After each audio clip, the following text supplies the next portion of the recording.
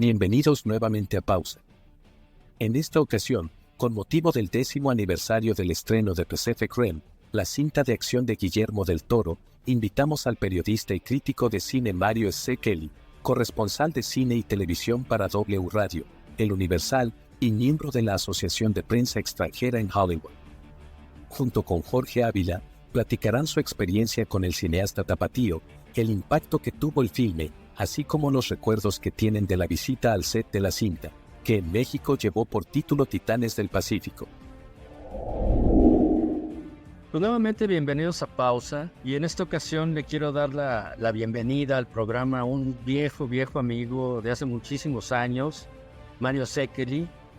Él es periodista, igual que yo, es experto en cine, y vaya, tenemos ya una larga historia juntos, y además pues ambos también somos pues muy fanáticos del cine, y lo invité porque creo que nadie mejor que él para que platiquemos un rato de lo que son los 10 años que se acaban de cumplir del estreno de Pacific Rim, o como se conoció aquí en México como Titanes del Pacífico, que es la película, digamos, la película de acción de Guillermo del Toro, ¿no?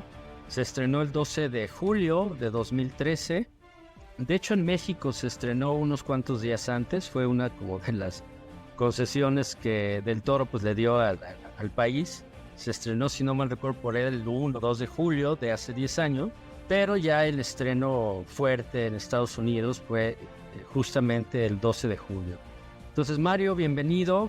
Ahorita vamos a platicar de varias cosas. Tanto tú como yo además tenemos pues una larga amistad también con el propio Guillermo del Toro y estuvimos presentes en el set de la película, pero bueno, ya lo iremos platicando. Pues bienvenido a Pausa, Mario. Gracias, Jorge, qué gusto estar contigo. Siempre es un placer usar el pretexto del cine para platicar con algún cuate, alguien como tú, que en este caso eres experto y también compartimos la misma sensibilidad. Y como bien decías, un viaje ahí a Toronto, me pone un tanto frío en ese septiembre. O no, a lo mejor fue otro mes, porque en septiembre es cuando es el Festival de Cine de Toronto. Ya no me acuerdo si fue esa vez, ahorita me dirás tú, pero sí me acuerdo que estaba lloviendo. Sí, pues es que tanto Mario como yo llevamos ya muchos años dedicándonos a este periodismo, pero antes de entrar a platicar de nuestra anécdota en el set de Pacific Rim, yo te quiero preguntar, ¿qué esperabas? O sea, cuando se estrena la película de Titanes del Pacífico, sabíamos, porque los que seguimos la carrera de Guillermo del Toro, sabíamos que era pues su especie de homenaje a todas estas películas que él siempre fue fan desde chico, ¿no? En especial del género kaiju japonés, que es de estos grandes monstruos y en los que se entra justamente pues el más famoso de todos, que es Godzilla, ¿no? Yo te voy a ser sincero, cuando supe de qué se trataba, yo lo único que dije, y que afortunadamente en mi caso pues sí lo vi en el cine, yo no quería que fuera una película tipo Transformers, ¿no? Porque las películas de Transformers de Michael Bay a mí en lo personal no me convencen, y sobre todo visualmente no entiendo qué pasa en esas películas, ¿no? Sobre todo desde la primera, que era muchas secuencias muy rápidas en las que no podías ni ver a los robots ni nada, y entonces yo lo único que quería era, cuando se estrenó, no ver una versión, digamos, de Transformers, ¿no? Entro al cine, veo la película y yo en lo personal me llevo una grata sorpresa, pero me gustaría que me platicaras tú tu experiencia. Sí, bueno, lo que tenemos, querido Jorge, como en esta profesión es que muchas veces, hablando en términos Mago de Oz, nos enseñan al mago detrás de la cortina antes de ver la película, ¿no? Y en este caso fue, pues literalmente el mago yendo a trabajar, porque vimos cuando hicieron la película, que ahorita platicaremos como tú bien dices, y la otra parte es cuando ya ves la película, ¿no? Pero digamos que poniéndome en tu mismo estado mental que le estás poniendo tú también, porque tú también ya habías visto la anterior, de cómo se hizo. Efectivamente, cuando tú escuchas que Del Toro va a ser Titanes del Pacífico, en automático piensas en Transformers, como que hasta te dices, ¿por qué otra película más de máquinas gigantes que se van a pelear? Y luego, ¿por qué Guillermo del Toro, no? Porque pues finalmente él es un original en todo el sentido de la palabra, Sabemos obviamente que trae sus historias, aspectos de cuentos de hadas o de mitología o monstruos clásicos del cine, pero como que no estábamos muy sintonizados, y ya no siempre ha sido muy insistente que los proyectos que él elige son como novias que se va a casar y que va a pasar muchos años con ellas. Entonces decíamos, bueno, que hay de apasionante aquí para que Guillermo del Toro quiera contar esta historia, ¿no? Volviéndonos a poner en ese estado mental de ver la película, yo lo que comprobé primero que nada, o sea, lo que me quita el miedo de fan, porque estamos hablando en este momento como fans de Guillermo del Toro, que además sabemos que, número uno, si Guillermo del Toro va a hacer una película, por más de género que se vea, o sea, podríamos decir incluso el mismo Hellboy cuando se anunció que también venía de un cómic, aunque fuera un cómic un poco más independiente de Maggie Mignola, pero el que le vaya a poner su nombre, su trabajo, su factura, lo va a hacer personal. Entonces es un cine más de autor siempre, y siempre lo ha sido así. Ahorita hablaremos de los trazos muy de Guillermo del Toro, y eso es lo que uno siente desde el primer frame de la película, ¿no? Esa fotografía tan hermosa que tiene la película, en donde, como tú decías ahorita, ¿no? Y el señor Guillermo Navarro, que acabó ganando el Oscar, que ya sabemos por el evento del Fauno, pues él junto con Guillermo dice, a ver, vamos a tomar nuestro tiempo, un poco como cuando abres un libro de grabados impresionantes, no tenemos por qué mover el libro o ponernos a bailar y saltar alrededor de él porque el monstruo te salte, vamos a apreciar la belleza de estas máquinas, y vamos a integrarlos en automático a medios ambientes, ¿no? A mí lo que más recuerdo es esta escena en la nieve, en que de una manera, en un segundo ya te está diciendo, esto no es Transformers con esto. ¿Por qué? Porque estamos en un mundo de veras. La película se llama Pacific Rim, que es una zona precisamente interconectada en el Pacífico, y entonces vamos a ver escenarios de naturaleza y cómo estas máquinas también conviven con esta naturaleza. Y desde entonces también algo que yo aprendí alguna vez de Enrique Navarrete, animador de DreamWorks mexicano, que decía que la buena animación funciona, o sabes que es una buena animación cuando tiene peso en la pantalla. Y esa escena de esta máquina, El Jäger, del Jäger, caminando y luego corriendo en la nieve, pisando y haciendo dejando el hueco en la nieve y demás, y la nieve afectando, llega también en la maquinaria, dices, ahí en verdad está, no está superimpuesto. Y entras ya en esa convención, entras en esa complicidad con el mago que es Guillermo del Toro, y de ahí para adelante viene una escena muy dramática también corrígeme si es en Tokio con la niña, o sea, empieza a haber unas escenas que también ya empiezas a ver las influencias, obviamente empiezas en Godzilla, empiezas en el anime, empiezas en muchas otras cosas más que también ahorita platicaremos. Pero bueno, para cerrar este primer comentario te diría, rápidamente la película me quitó los miedos de ser Transformers por esta storytelling, por esta puesta en escena, si se le puede llamar así, a poner a robots del tamaño de un edificio corriendo. Y también a darnos cuenta que, aunque suene muy básico lo que voy a decir, y obviamente cualquier consumidor de anime me va a decir, bueno, sí, ya lo sabía desde hace muchos años antes de ver la película, pero aún así cuando ves la película te das cuenta que en este universo hay personas adentro de las máquinas que las están moviendo, que es muy diferente a estos carros que se hacen robots y guerreros, ¿no? De Transformers. Sí, que además estos robots de Transformers pues son extraterrestres. Y en el caso de los Jägers de Pacific Rim, pues son máquinas hechas por el ser humano, ¿no? Que son manejadas por dos personas, ¿no? Que además en un sentido muy especial se interconectan neuronalmente, ¿no? Incluso en esto apuesta Guillermo por este tipo de tecnología un tanto futurista. Y tienen que estar perfectamente compenetrados pues, para poder mover un gigante robot de este tamaño, ¿no? Y sí, como dices, desde las primeras frames de la película se nota. Mira, yo siento que es quizá a lo mejor la película menos del Toro, de Guillermo del Toro. Pero, por otro lado, desde el principio empiezas a notar ciertas cosas que es muy su estilo, ¿no? De entrada, lo primero, pues, es el gran amor que le tiene a este género, ¿no? De los monstruos, a Godzilla, por supuesto, ¿no? Y algo que se me hizo también muy interesante en la historia es que, pues, no está ubicada en el espacio, está ubicada en la Tierra, está ubicada en un futuro no muy lejano.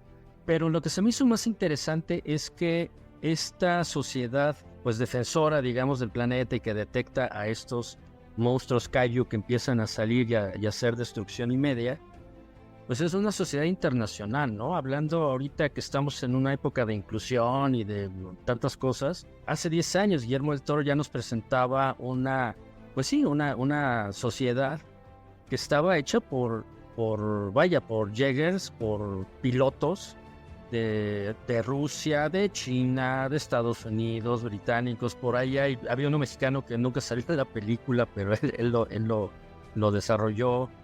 Entonces le da este sentido de verdaderas como Naciones Unidas, ¿no? Para luchar contra un enemigo común que pues está a punto de, pues pone en peligro a la humanidad, ¿no?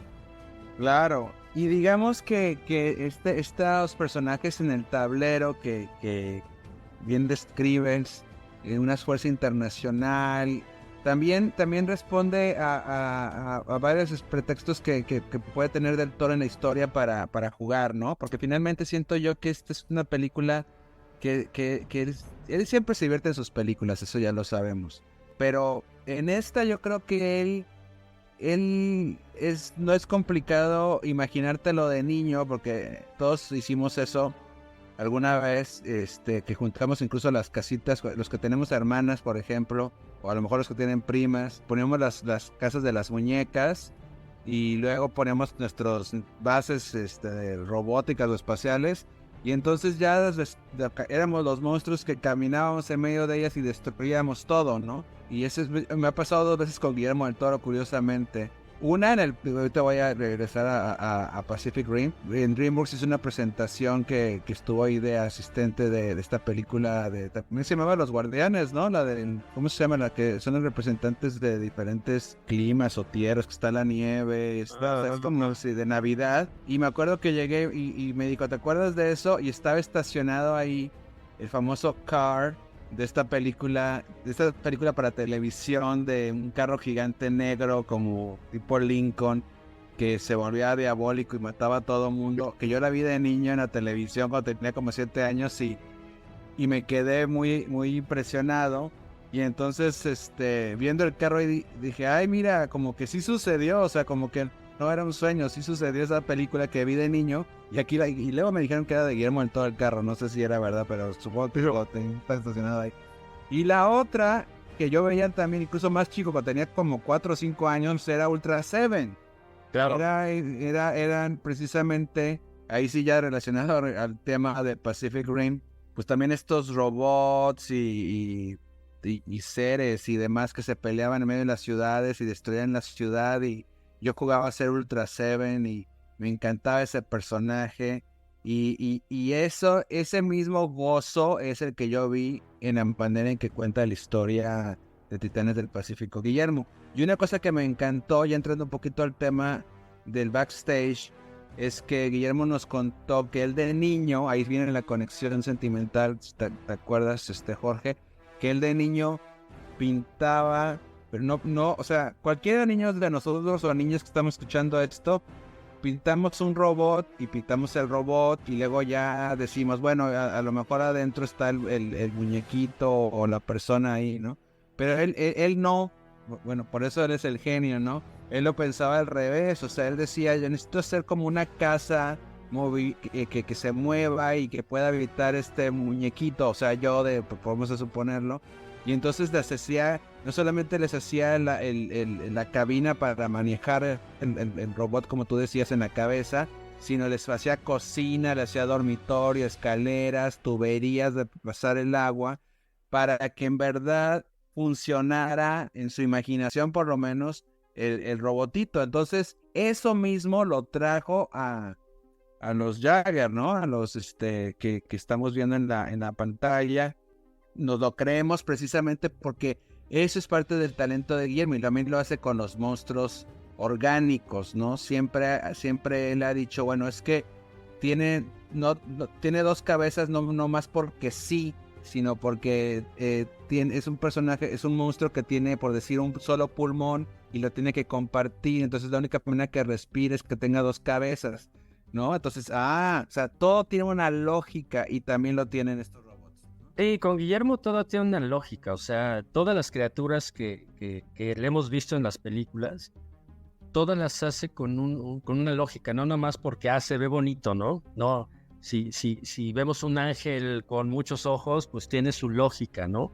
Como en Hellboy. Sí, fíjate que estaba ahorita haciendo memoria y, bueno, para quienes nos escuchan, Mario y yo tuvimos la oportunidad de viajar a Toronto, que fue donde se filmó prácticamente toda la película de Pacific Rim, y estaba viendo que fue a principios de marzo de 2012. Por eso sea frío. Estaba haciendo mucho frío y fuimos de los, pues no fuimos muchos, pero sí fuimos de los pocos periodistas invitados a lo que le llamamos un set visit, ¿no? Una visita al set de filmación. Y ahí nos pudimos dar de cuenta, no sé si lo recuerdes bien, pero que Guillermo, una de sus características es que, si bien por supuesto sabe utilizarlos a la perfección los efectos digitales, el elemento digital, pero él es de los que apuestan un poco a la vieja escuela de hacer los efectos prácticos, ¿no? O sea, de construir los sets, construirlos de tamaño real, ¿no? Yo me acuerdo mucho que una de las escenas que vimos cuando estaba filmando era cuando están el personaje de Charlie Hunnam y de Rinko Kikuchi adentro justamente de una de estas cabezas del Jaeger, ¿no? Y se ponían esta armadura y como... Pero vaya, todos los mecanismos con los que pues supuestamente están manejando al robot o a esta máquina enorme, pues ahí estaban, como bien lo decías, o sea, los cables, el metal, todo, ¿no? De hecho, ahorita me hiciste acordar, y eso fue muy emocionante para nosotros, y siempre es doblemente cuando eres conocido, amigo o paisano del artista que está enfrente en las ligas mayores, en este caso en Hollywood, que está en Toronto, pero era Hollywood finalmente, haciendo Pacific Rim. Es que Guillermo, volvemos al realismo, ¿no? O sea, se supone que Jaeger tenía que pelearse con un monstruo, se pelean como boxeadores, digamos, en sentido práctico de la palabra, se están dando unos guamazos de puñetazos. Entonces, cualquier otro director hubiera dicho, bueno, miren, ahorita gente de utilería van a mover la cabeza y entonces los actores pues se van a estar ahí sangoloteando, cual Star Trek, digamos, de la vieja escuela. Sí. No sé, a cualquier Trekkie va a mandar a cortar la cabeza, yo también soy Trekkie, pero ahorita somos. Se van a estar sangoloteando, moviéndose de un lado para otro, para aquellos que no son con lenguaje mexicano, sangoloteos como que están moviéndose de un lado agitando de un lado para otro. Agitando la palabra, exactamente. Y ya, ¿no? Y no, cuando decía luces, cámara, acción, en automático, él era como el monstruo que se estaba peleando contra el Jaeger, y los técnicos que estaban moviendo la cabeza lo veían, y si él daba el golpe de izquierda a derecha, movían la cabeza reaccionando al golpe de Guillermo del Toro al aire, porque después el monstruo se va a hacer lo mismo que Guillermo, ¿no? Entonces eso es una genialidad, porque entonces era más, en verdad estaba sucediendo. En verdad el monstruo estaba golpeándole la cabeza al Jaeger y los actores adentro estaban reaccionando a los golpes del monstruo que era Guillermo del Toro. Sí, porque es lo que te digo, todo lo construyó, o sea, real, ¿no? O sea, tenía esta cabeza de la que estás platicando, pues este sistema hidráulico, ¿no? Que a los movimientos que hacía Guillermo, que eran el supuesto Kaiju, sí, pues se movían, o sea, entonces eso es lo que ayuda, y es de lo que yo siempre defiendo, ¿no? Cuando veo cualquier película, eso ayuda a que tú lo veas y lo sientas real y te compenetras, ¿no? Te metes como espectador, te metes a la película.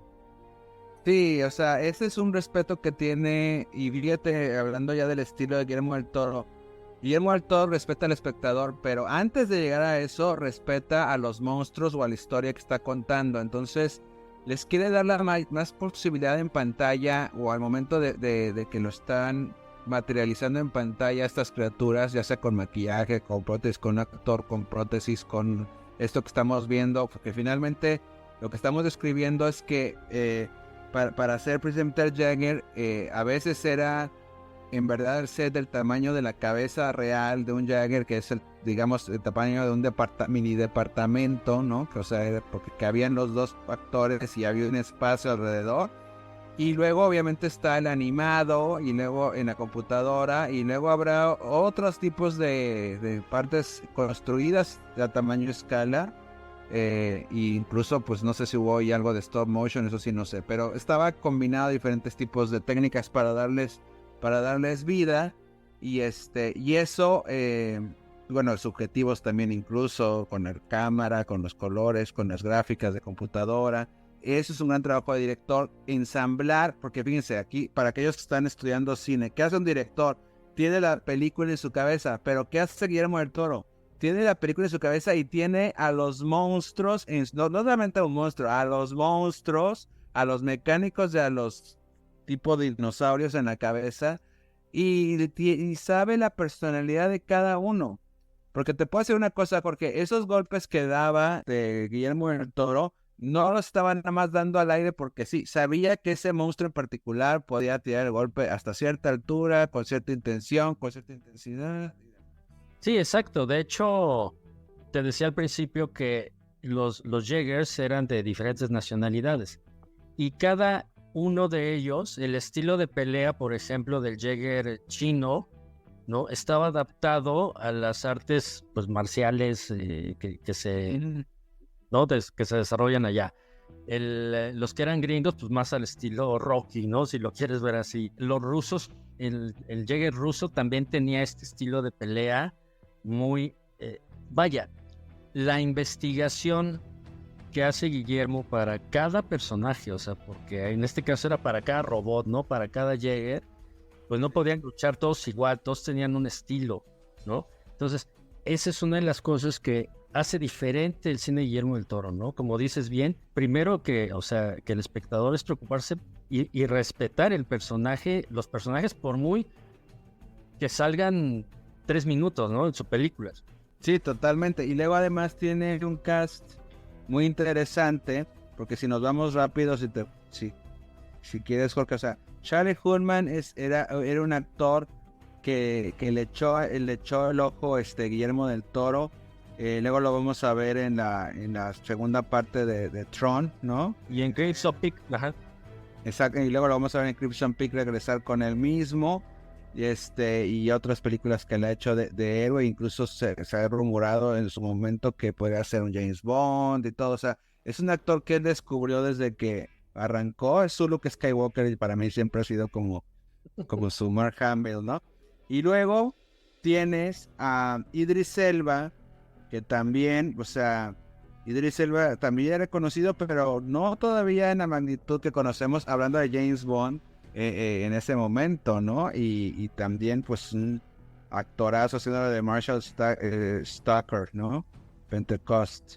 Y luego está esta actriz, que también es una cosa que ha pasado con los famosos 3 amigos, Guillermo del Toro, Alfonso Cuarón e Iñárritu, de compartir actores, ¿no? Y entonces está Rinko Kikuchi, que ya mencionabas, que había estado en Babel con Iñárritu, nominada al Oscar incluso, y que está aquí como Mako Mori, lindísima ella, cuando la conocimos, siempre ha sido una actriz muy, muy linda. Ron Perlman, que no puede faltar. Es actor fetiche, ¿no? Actor fetiche, que no me acuerdo si lo vimos esa vez en Toronto, pero bueno, a él nos los encontramos cada 2 películas, o siempre está en todo. Acuérdame de este personaje, Jorge, ¿qué es lo que hacía Ron Perlman?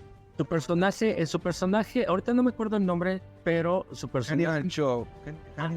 Sí. Claro. Ajá. Él era una especie como de traficante de órganos de kaiju, porque a los kaijus, acuérdate que vencían los Jaegers, les quitaban ciertas partes y las vendían en el mercado negro, porque supuestamente tenían ciertas propiedades, ya sabes, curativas o como de drogas o cosas así. Entonces, el personaje de Charlie Day acaba yendo a esta especie como de, pues sí, como de mercado negro, ¿no?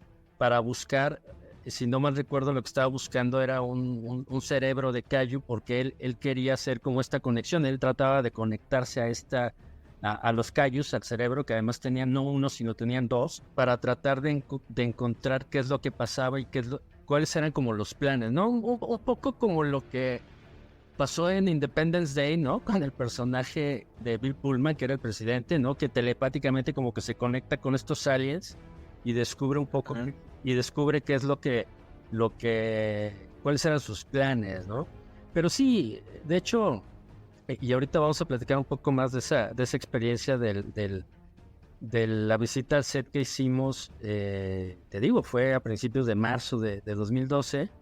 Yo después, porque estuvimos ahí y después yo regresé, un día después que fue el set visit, yo regresé, me invitó Guillermo y fui, me pasé pues ahí varias horas con él en el set de filmación y entonces pude ver cosas, ¿no? Y estar platicando con él, pero pude ver cosas de los sets y de la filmación que no, pues no pudimos ver todos, ¿no? Yo me quedé unos días allá, en casa de unos amigos y me comuniqué con Guillermo para darle las gracias, ¿no? Por habernos invitado al set. Me dice, oye, pues si todavía no te vas, ¿por qué no te vienes mañana? Y entonces fui, lo visité y ahí estuvimos viendo también otras cosas. Pero antes de seguir platicando y recordando cómo fue esa visita al set, tú mencionabas hace rato de esta amistad que tiene con Alfonso Cuarón y con el negro Iñárritu, Alejandro González Iñárritu. Y no sé si recuerdas que justo cuando estábamos en el set, nosotros y otros periodistas internacionales, llegó justamente Iñárritu ahí a visitarlo al set, ¿te acuerdas? Que incluso después tú y yo nos lo encontramos en el lobby del hotel donde nos estábamos quedando. Sí, es cierto, qué buena memoria tienes, Jorge. Sí, o sea, este asunto de camaradería que existe entre los directores de cine, lo hemos sabido también de directores como, no sé, como George Lucas, que invita a Robert Rodríguez para que conozca la cámara digital que estaba usando. Obviamente Spielberg y Lucas se visitan mucho. Y entre los tres amigos, cuando pueden también para echarse porras o para ver también lo que están haciendo, ¿no? Se comparten mucho. James Cameron también les gusta hacer eso mucho, incluso obviamente con Guillermo del Toro, que tiene una gran amistad, o con Cuarón. Y bueno, ahí estaba Alejandro, y pues obviamente para nosotros era como que estaba fuera de ese elemento, ¿verdad? Porque pues es una película, todo lo que era en un estudio, ciencia ficción. Todavía no hacía Bergman, ya creo que después de que hizo Bergman ya lo vemos con ojos de que él también, y bueno, y la verdad es que cuando hizo Revenant o cuando hizo esta experiencia de VR, pues ya sabemos que también Iñárritu se lleva muy muy bien con la tecnología y hace cosas también maravillosas, ¿no? Entonces también fue padre eso. Sí, e incluso cuando nos lo encontrábamos en el lobby del hotel, el negro nos decía justamente que pues bueno, que en realidad él estaba ahí tomándose unas vacaciones, estaba justo antes creo que estaba en la preproducción o algo así de Bergman, si no mal recuerdo. Y nos dijo, no, pues es que Guillermo estaba aquí, pues pasé a ver a mi amigo, ¿no? Y recuerdo muy bien que nos dijo lo impresionado que estaba del scope, ¿no? De esta envergadura de la producción. Del tamaño de la producción, entonces, y que pues bueno, que obviamente Guillermo pues, era un genio, ¿no? Para ese tipo de cosas. ¿Tú qué más recuerdas de esa visita al set? Bueno, yo recuerdo que nos dieron, porque esto que contamos ahorita, lo de la cabeza moviéndose y con los actores adentro, pues obviamente ese gran clímax es lo que siempre te vas a acordar el resto de tu vida, pero nos llevaron antes un recorrido en las áreas de arte y nos mostraron los storyboards de toda la película y los modelos a escala, y en los que muchos de ellos tenía que ver Guillermo también, porque hablando de este atención al detalle, y algo que nos gustó mucho, porque finalmente volvemos a lo mismo, cuando es un compatriota y también es alguien con el que hay una amistad y cariño como Guillermo, pues te pones como la cachucha casi que de familiar, ¿no? Casi como que si nos apellidamos, pues nos apellidamos todos México, vamos a ponerle así, no somos como primos todos. Y entonces ver que cada jefe de departamento, de los efectos, de las criaturas, de los efectos de mecánicos, de los de maquillaje, creo que también estuvo la vestuarista, adoraban a Guillermo, y siempre la palabra genio salía con cada uno, y siempre sabías que salía de un lugar ahora sí que muy natural de su corazón, de que les daba un gozo trabajar con él. Y bueno, pues nosotros que hemos ido muchos set visits, digo, no hay ninguno que nos ha tocado que hablen mal del director, ¿verdad? Pero no, esa parte extra del cariño, de como que saben que están bien apapachados y que les da su lugar como artistas Guillermo, y los invita a eso, a jugar a su arenero, ¿no? Los invita a crear este mundo y estos monstruos y ciudades también, porque también creo que también nos pasaron en la computadora como es en la ciudad, cosas así. Es algo que nos llevamos extra como compatriotas de cómo es trabajar en un set de Guillermo. Sí, de hecho, eso me llamó también mucho la atención. Se sintió un ambiente como de mucha camaradería, ¿no?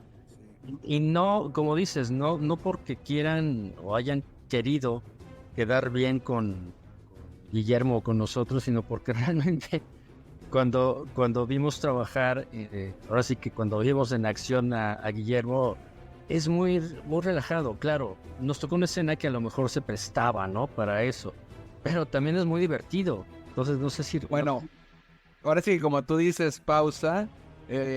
Ahí es donde es el trapecista que te hace ser sencillo. Es sencillo el estar parado con un dedo en una cuerda a 10 metros de altura y sin cuerda. En realidad, y Guillermo lo ha dicho en otras entrevistas, o sea, ¿cuánto cuesta una hora de rodaje, no? Entonces, cada vez que él decía acción, se movían no solamente esta especie, como digo, de este departamento de utilería gigante de la cabeza de Jagger, sino era los efectos prácticos de las explosiones, salían chispas, las luces se prendían y se apagaban, había gente que hacía el esfuerzo con poleas y moviendo maderas y quién sabe qué tal, y palancas, la cabeza, era todo, pues no sé si eran cuántas personas, de 30, 40, 50 personas moviendo y haciendo que sucediera esa escena. Y Guillermo en este tono relajado hacía que todo se moviera y sucediera. Pero si te pones a ver el nivel de presión que tiene a que no puedes salir con con lo que tú quieras, pues es perder dinero. A los actores pues estaban cansando porque en cada escena brincaban, saltaban, se movían, estaban con trajes que seguramente estaban sudando por dentro. Eso habla de un director que sabe lo que está haciendo, que ya lo ensayó en su cabeza 1000 veces, que ya lo ensayó él físicamente. Estoy seguro que él tuvo a sus técnicos horas y días antes, semanas antes, probando, que además cosas de seguridad también, porque pues estamos hablando de cosas que pesan mucho, ¿no?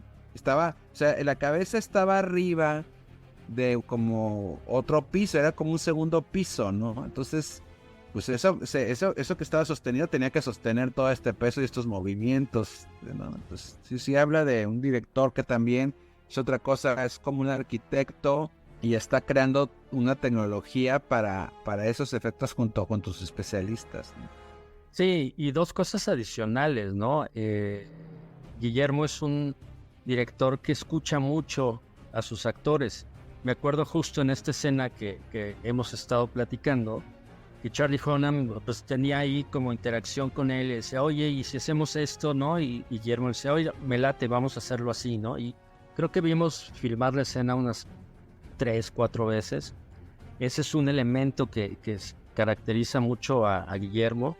Y el otro es que es muy divertido, porque a pesar de todo, pues no pierde el humor, ¿no? A pesar de la presión que tenía, Guillermo suele ser, ahora sí que en corto, pues luego bastante mal hablado, ¿no? O sea, se le sale como buen tapatío, se le salen de repente las buenas palabras, pero de una forma tan de cuate, ¿no? Digámoslo, que te hace reír y se ponía a bromear también pues con su equipo, ¿no? Entonces crear ese ambiente a pesar de la presión, porque pues vaya, Pacific Rim fue una producción que costó casi $200 millones, ¿no? Entonces era un dineral que ahorita pues es... Sigue siendo. ahorita es el promedio, pero imagínate hace 10 años, ¿no? Entonces, Sí. sigue siendo el promedio más o menos de estos blockbusters, pero bueno, a final de cuentas le dio dividendos, le fue muy bien en China, le fue muy bien como en Asia, porque también ahí... En Japón también se Exacto, ¿no? Por esta liga que tienen con el género de los kaiju y de los monstruos, y terminó haciendo globalmente 412 millones de dólares, y es hasta la fecha su película más taquillera, ¿no? Es el gran éxito taquillero de Guillermo del Toro, que recuerdo que hace 10 años decían que pues había quedado todavía como que había salido más o menos tablas o había ganado apenas un poquito, pero la verdad es que a nivel mundial le fue bastante bien, ¿no? Para los estándares, o sea, y la película que le sigue pues es la que ganó el Oscar, The Shape of Water, que a nivel mundial hizo casi 200 millones, o sea, prácticamente lo duplicó. Pero es que además Guillermo también para esta película que justo estamos pues celebrando de alguna forma, recordando los 10 años de Pacific Rim, pues se armó de gente importante. Estaba viendo eso, sí. Se unió a gente importante, contrató a gente importante, vaya, destacadísima en su quehacer cinematográfico, ¿no?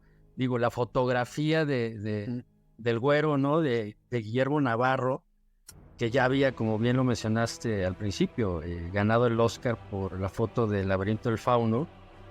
Él era el director, entonces entre ellos dos, que además se conocen de toda la vida, pues siempre el director tener esta relación con el director de fotografía, pues es básica, ¿no? Es una especie como lo que hace Spielberg con Kavinsky. con Janusz Kaminski. Y otro elemento importante que no quiero que se me vaya a olvidar mencionar es la música. En la música, en el score, Guillermo se hizo de los servicios de Ramin Djawadi. Probablemente la mayoría de quienes nos están escuchando, a lo mejor no les suena el nombre, pero él es el autor de la música de Game of Thrones. Y me acuerdo mucho que el tema principal, que ya pondré aquí como para cerrar el programa, tiene una guitarra eléctrica en la que participa Tom Morello, ¿no? Este gran guitarrista de Rage Against the Machine, que le da un toque muy especial. Entonces, es de los scores, a mí, en lo personal, que más me gustan de las películas de Guillermo. Sí, dices muy bien, la música le trae una personalidad también a la película muy especial, que volvemos a lo mismo, la despega de cosas como tipo Transformers con canciones rockeras. Y de Guillermo Navarro quería comentar que me acuerdo que de repente casi que volteamos a la izquierda y estaba ahí parado él como uno más, y nosotros pues emocionados con la energía que veíamos en el set, y Guillermo, oye, ¿qué onda? Y qué padre, ¿no? Como que estar haciendo esto, y él más, y eso me pasa a veces me pasó incluso con el Chivo Lubetsky, una vez que lo vi trabajar con Cuarón, como que yo siempre les llamo como la señora de la casa, ¿no? Los que tienen que estar tranquilos, que le bajan un poco, ya bueno, está bien, pero no te emociones de más, ¿no? Y tenemos que acabar, es ABC, tenemos que acabar estas tomas, y con Kaminski, curiosamente me ha pasado, he tenido la gran suerte de platicar así, pues entre canapé y canapé en un par de premiers, 30 segundos, y hablas de Spielberg y sí, pues él está ahí está responsable de tal cosa, como que también incluso quieren delimitar qué es el encargado cada uno, ¿no? Navarro es muy a todo dar, pero sí, No, bueno, pero sí se dan, digo, también son los grandes reyes y lords de la lente, también se pueden echar su taco, como diríamos nosotros así coloquialmente en México, de su posición de artistas, pero sí fue chistoso porque sí es como una energía diferente a la de Guillermo, ¿no? Sí, de hecho, pues es que mira, también en realidad estamos hablando mucho también como fans que somos, ¿no? Uh-huh. Independientemente de que somos periodistas y cuando hacemos nuestro trabajo, pues tenemos que ser lo más objetivos posible, ¿no? Pero la verdad es que cuando hablas, y en particular de Guillermo del Toro, es como muy complicado, muy difícil desprenderte también de esa relación que pues a lo largo de todos estos años hemos forjado con él, ¿no? O sea, Bueno, además hay que decirlo en términos prácticos. O sea, Guillermo sí te da entrada, ¿no? O sea, sí se deja ser persona. Te dice, sí, estoy haciendo una película, pero también soy un fan como tú y yo. Y soy un fan de esto que estamos haciendo. Y te contagia esa emoción de que... Y sí, la neta es que sí se vuelve a ser un niño. Ahorita que estábamos recreando las escenas de los golpes al aire, pues es un niño de 12 años jugando, nomás que con juguetes más caros. Y ni siquiera es una frase como muy, muy original, porque estoy seguro que él lo ha dicho también muchas veces, que él es un niño y cuerpo de adulto, si lo queremos llamar así. Pero también hay una cosa que para los que nos están escuchando, es que no deja de ser un buen capitán Guillermo. O sea, no crean que nada más es la sonrisita y jajaja, jojojo. O sea, obviamente todo el mundo sabe ahí que si no hace lo que tiene que hacer, o sea, sí te van a poner una cara seria que no vas a querer estar ahí. Y nadie le quiere quedar mal a Guillermo del Toro, precisamente por el cariño que le está poniendo claro, a las cosas. Entonces, todo el mundo, ay, qué lindo Guillermo, queremos a Guillermo. Pero no creo que nadie, si le dijo a Guillermo, oye, mañana tráeme 3 ejemplos de vestido para la chica, a ver cuál me gusta. Ay, bueno, ahí lo hago en la mañana mientras que se toma el café Guillermo, al cabo que es bien lindo, ¿no? O sea, esa persona se va a su casa y no solamente va a traer 3 opciones, va a traer 5 y va a traer las mejores versiones porque es Guillermo del Toro, ¿sí? Entonces es parte de lo profesional y el liderazgo y la exigencia que tiene Guillermo. sí, creo que lo definiste muy bien. O sea, es un buen capitán. Guillermo se ha ganado el cariño prácticamente de todo el mundo por ser jovial, por ser jocoso, por ser como es, y además por el increíblemente brutal conocimiento que tiene de cine en todos sus aspectos, géneros, épocas, estilos y demás. Pero es un capitán que pues tampoco deja que le quieran, que se le quieran subir a las barbas, ¿no? Antes, fíjate que ahorita me quedé pensando, antes de que entráramos a grabar este programa, me comentabas de Pacific Rim que sentías pues como que una oscuridad con el filme. Bueno, lo diría en el sentido que cuando pienso en Guillermo del Toro y su filmografía, pienso antes tal vez en todas las otras películas antes de llegar a Pacific Rim, pero me da gusto que venimos platicando ya más de media hora y seguimos encontrándole cosas que nos gusta. Creo que es un film que trae mucho gozo, tanto para el que lo hizo como para el que lo disfrutamos. Y también hay muchos homenajes a cosas que ni nos acordamos. Por ejemplo, yo me acuerdo que en el tour de prensa, ya cuando él fue a México y empezó a hablar así ya más detenidamente, porque hay que recordarles que este tour del set que tuvimos, estábamos en medio de otros 10 periodistas de Alemania, Francia, África, Turquía, Argentina. Entonces también las cosas que escuchábamos bien hacia Guillermo, no había un compromiso de que ya llegaron los mexicanos, vamos a hablar bien de él.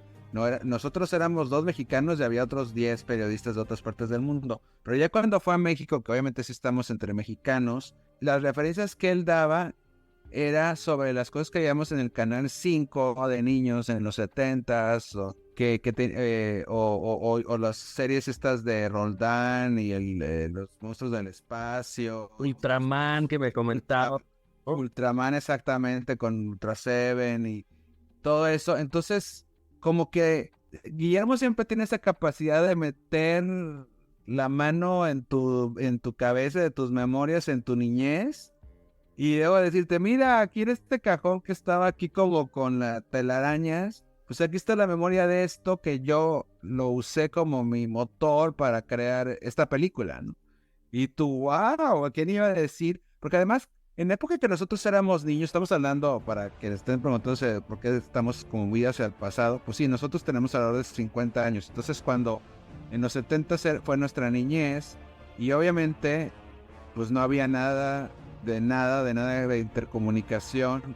Es más, lo único que había era un teléfono, pero pues estábamos muy chicos para andarnos hablando por teléfono y nuestros amiguitos pues los veíamos al día siguiente en el kinder, pero no íbamos a estar hablando. Entonces cada quien en su casa solo veía estas caricaturas, estos programas, y luego ya llegaba el día siguiente y se los contábamos a nuestros compañeros y ya jugabas y ya a lo mejor en la época más grande coleccionabas los juguetes o las tarjetas, lo que tú quieras. Pero no había este asunto de lo voy a grabar o en este momento que lo veo lo voy a subir en la pantalla, miren lo que vi. Y entonces pasaron, pues ¿qué fue este año? Pasaron de 40 años o 35 años, porque vamos a poner los años que teníamos 5, 6, 7 años, pasaron 35 años para que alguien viniera y nos dijera, ¿sabes qué? Eso que viste era importante. Y además estaba muy bien hecho. Y además te lo voy a presentar, no solamente el homenaje, o sea, vas a ver al pastel que comías de tu abuelita que no volviste a comer, pero va a ser mejorado o va a ser llevado a lo que tú te imaginabas, ¿no? Porque con la tecnología digital o con estos props gigantes o con estas escenografías espectaculares, pues sí te voy a hacer creer que pueden los Kaiju vivir, ¿no? Y vas a caminar. Muy padre. Y luego viene la secuela que la verdad aquí voy a confesar, no vi porque como que me dio... Ahora fíjate, para que veas, no hablo mucho de Pacific Rim, pero finalmente en mi corazón es Tierra Sagrada con el nombre de Guillermo del Toro. Y lo único que sé es que sale este hombre de Star Wars, John Boyega. Pero dime una cosa, porque luego me hago bolas, porque a veces ya le ha pasado un par de veces a Guillermo, bueno, pasó con Hellboy en específico, la historia más sonada de que él quería hacer más y luego no se hizo y luego se hizo el reboot. Pero en Pacific Rim él quería hacer la segunda parte, ¿no? También hubo un momento de un poco de que le dijeron, ¿sabes qué? Ya no, o ¿qué pasó? Ya no me acuerdo ahí. Mira, hasta donde recuerdo, sí tenía como esta intención, pero después hubo una época en la que a Guillermo salían a cada rato noticias de que estaba desarrollando una cosa y luego estaba desarrollando una serie de tele y luego quería desarrollar no sé qué, y entonces de repente entre el estire y afloje con el estudio y etcétera, pues no llegaron a un acuerdo y entonces ya se le vería, digamos, encima la producción de otra cosa que tenía en mente. Y total que la película se llama Pacific Rim Uprising, ¿no? La secuela. La gran diferencia es que, sí la produce él. Guillermo del Toro es uno de los varios productores de esta secuela que fue 5 años después, en 2018. Y entonces la película, o sea, pues del Toro dijo, pues yo ya no la voy a poder dirigir, pero pues los estudios dijeron, vamos a hacerla. Y contrataron como director a Steven the Knight. Él tiene mucha experiencia, pero sobre todo haciendo televisión. Él hizo series como Spartacus, como Jupiter's Legacy para Netflix, hizo también cosas de Buffy the Vampire Slayer. En fin, él tenía ya una pues como carrera, sobre todo en la televisión, ¿no? Incluso Daredevil, la serie de Netflix en su momento de Daredevil, él dirigió algunos episodios, pero vaya, y con todo el respeto que el señor The Knight me merece, pero pues no es Guillermo del Toro, ¿no? Entonces, la verdad es que la secuela, yo sí la vi, pero pues no recuerdo en realidad casi nada, ¿no? Porque, oye, ¿pero ese se hizo para cine o fue para directo para video? Es que creo que también no fue para directo para video, ¿no? No, sí salió, porque yo la vi en el cine. Ah, ok. Yo la vi en la pantalla grande y sí, pues dije, bueno, pues yo sabía que no estaba involucrado Guillermo más que en la producción, pero pues no, la verdad es que pues deja mucho que desear, o sea, no reaparecen por ahí los personajes como por ejemplo el de Charlie Hunnam, hay un brinco en el tiempo ahí un poco sacado de la manga, entonces esta empatía que lograste con los personajes de Pacific Rim, pues nunca se da, ¿no? En la secuela. Entonces, en realidad, la secuela, pues es X, ¿no? O sea, es un poco como lo que le pasó a Guillermo después de Hellboy 2, ¿no? Que quiso durante años hacer la 3, y nunca se dio. Y mejor terminaron haciendo un reboot, pues bastante, Sí, que no funcionó. Bastante... Fíjate, viendo la filmografía de Guillermo, o sea, en el 2006 hace El laberinto del fauno, 2 años después Hellboy 2,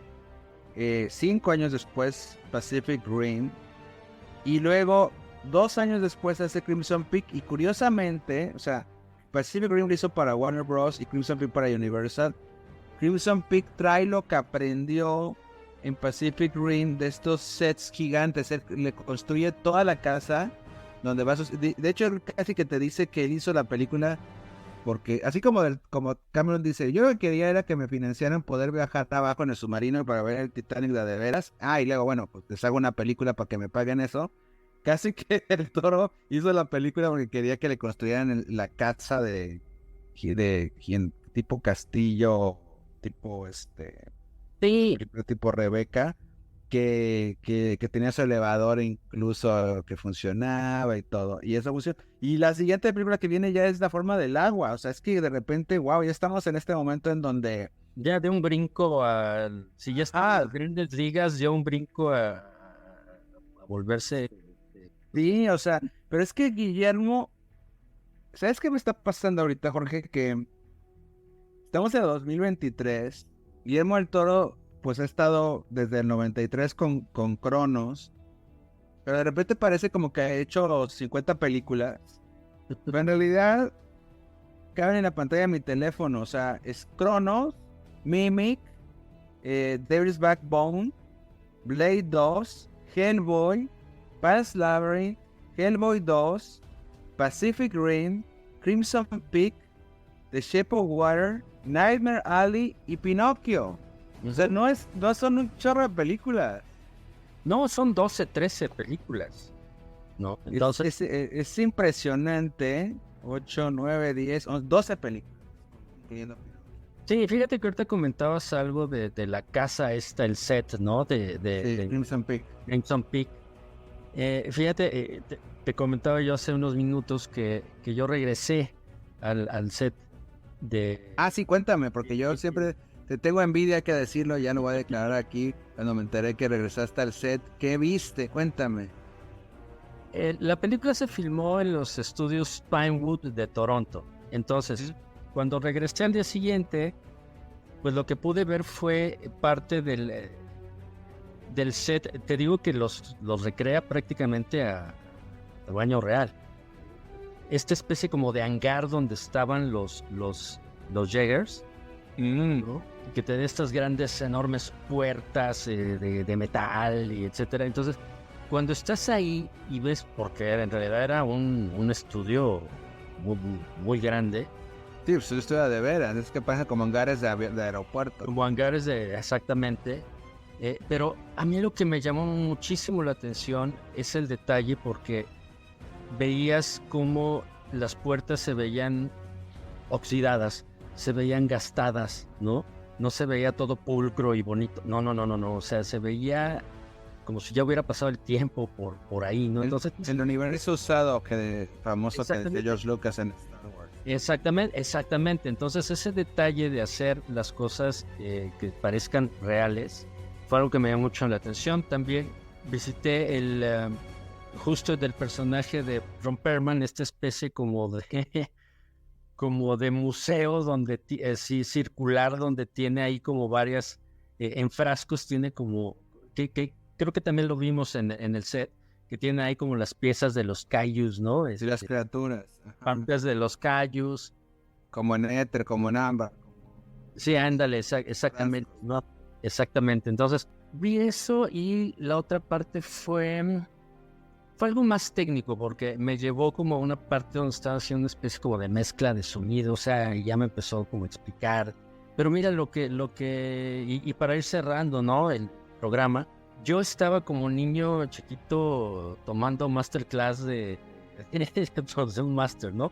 Claro. Porque te iba explicando y te decía, y entonces cuando te das cuenta, que obviamente yo ya lo sabía, pero cuando lo vives directamente, el conocimiento que tiene Guillermo, no nada más de cine, sino de arte, de texturas, prácticamente pues, de todas las artes, para poderlas plasmar en sus películas, verdaderamente es impresionante. O sea, habré estado allá, que te gusta, unas 4 horas, yo creo, más o menos 4 o 5 horas. De repente había como pausas y todo, pero era impresionante. Te digo, sobre todo lo que me llamó la atención fue este universo gastado, como bien le llaman, ¿no? Entonces, y te digo, para ir cerrando, la idea de invitarte, Mario, y te agradezco nuevamente el que hayas aceptado, porque además sé que al igual que tú le tienes un gran cariño y una gran admiración a Guillermo,